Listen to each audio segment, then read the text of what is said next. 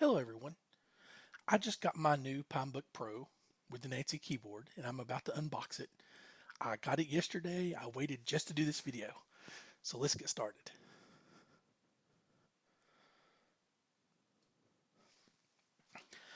So it came inside of a DHL bag. This is the bag that it's in now.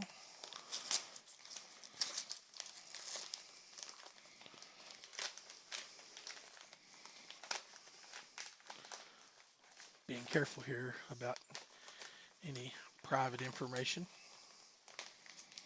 Slide that off here. Let's see what comes in here. So we have a charger.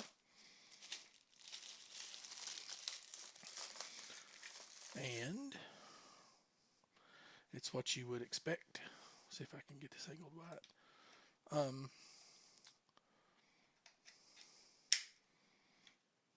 Looks good to me.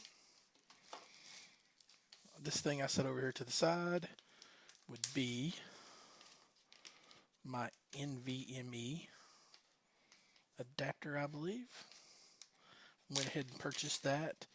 I know they changed the design, I believe, so I don't know if I got the new updated design, but that's right there. And this is what it looks like. Pretty simple. This is my first Pine product, and I'm super excited to get it. So let's see. Set this off to the side here. Looks good. Don't see anything.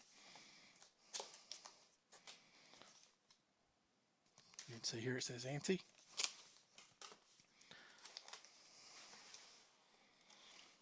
Oh, packed inside of 2 boxes. That's good to go. Set this one to the side. Now we're down to the final box. This will be the first time that I've seen it. And there is a nice letter in here addressed to Dear Piner. So I guess I have to call myself a Piner now. Talks about the first boot, default password, what the default desktop is. Packed in some foam here. Set this off to the side, and here we go. It's light, but it's a lot heavier than I thought it was going to be, which I think is pretty cool. And there it is. Nice. You know, not overstated. There's no logos all over it, which I think is super cool. Here's the bottom of it. So I take it these are speakers here and here. Pretty nice rubber pads. Let's see if it moves around on my desk. It doesn't. Probably shook the camera. And there you go. First opening. And this is what it looks like. Looks pretty good. There's the keyboard. I could have probably rocked an ISO if I wanted to, but I decided not. Let's see what the keys feel like. You know, I'm with a lot of people here. There's some flex, but there's not a lot. And, I think a lot of people have said the keyboard's not that bad. It's actually got a nice feel to it. Now, I don't buy a lot of fancy hardware for me personally, but I have a Dell 7540 right here that I use for work. And I've had Surface Book 2s and an HP ZBook and a couple Dell Latitudes in past jobs, a Dell XPS, all really good equipment. I don't feel like this feels any less premium. It is all metal, which I think's really nice for $200, right? There's a USB 3, a USB-C, there's the power plug, and on this side there's a micro SD card slot, another, I guess that's USB 2, and a headphone jack. But overall, I'm impressed. The hinge, we can see, pretty stiff. I'm sure that'll loosen up a little bit.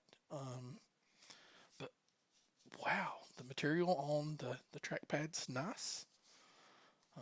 I'm going to put this on the charger and get it charged up, and then I may record the first boot. So we'll see. Um, but thanks for tuning in. If you wanted to know what this is going to look like, this is cool that it's so understated that it's just plain. There's no branding. So anyway, that's my first impression right out of the box.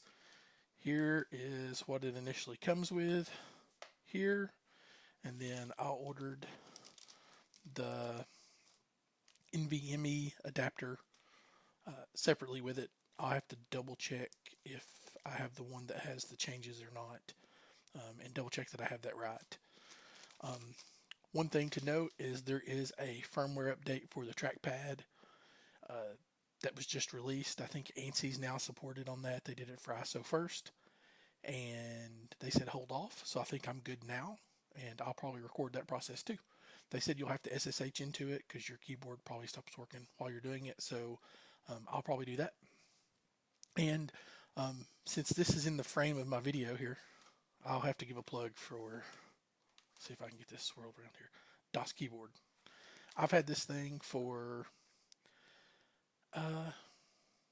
10 years now. Still going strong. Works well with Linux and Windows.